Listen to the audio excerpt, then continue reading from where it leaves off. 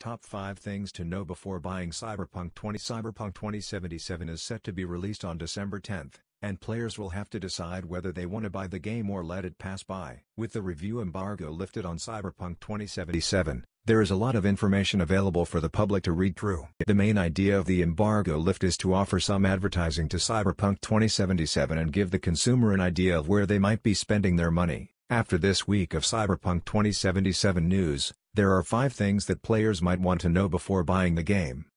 Review scores for Cyberpunk 2077 have been very high so far, and it appears that the game itself is fantastic in a world where it runs perfectly.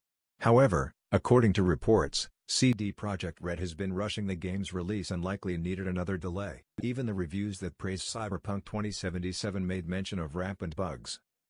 The good news is that the game came out great, and the bugs can be fixed over a short period of time. However, players may want to wait a bit if they are looking for a more refined Cyberpunk experience. After the embargo, it was revealed that one of the reviewers at Game Informer, Leanna Rupert, had a seizure while playing the game. Seizures in games always carry a risk, but CD Projekt Red reportedly didn't add a warning into the game. Anyone prone to seizures should be wary of the very common flashing lights in Cyberpunk 2077, especially if CDPR hasn't added the warning yet. It's obvious that Cyberpunk 2077 isn't The Witcher, but it may be hard for some players to separate the studio from the game. CD Projekt Red developed The Witcher 3 as well as Cyberpunk 2077. The Witcher 3 was their last project before Cyberpunk 2077. Plenty of hype has followed this fact, and some Witcher fans may get to Cyberpunk 2077 expecting the same experience. While some things may be familiar, they are still very different games. It's important to know how long a game is before buying it.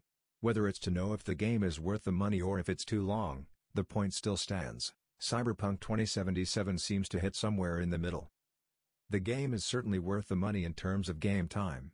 According to the lead QA tester and some reviewers, it's really not difficult to log over 100 hours in Cyberpunk. On the other hand, the main story is possibly half the length of The Witcher 3.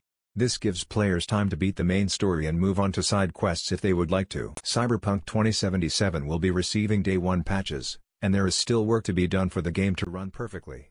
This includes the full next-gen upgrades for Xbox Series X and the PlayStation 5. Though the process for the next-gen updates will start with the launch of the game, full next-gen upgrades won't be available until 2021. This is important for any next-gen players looking for the best experience.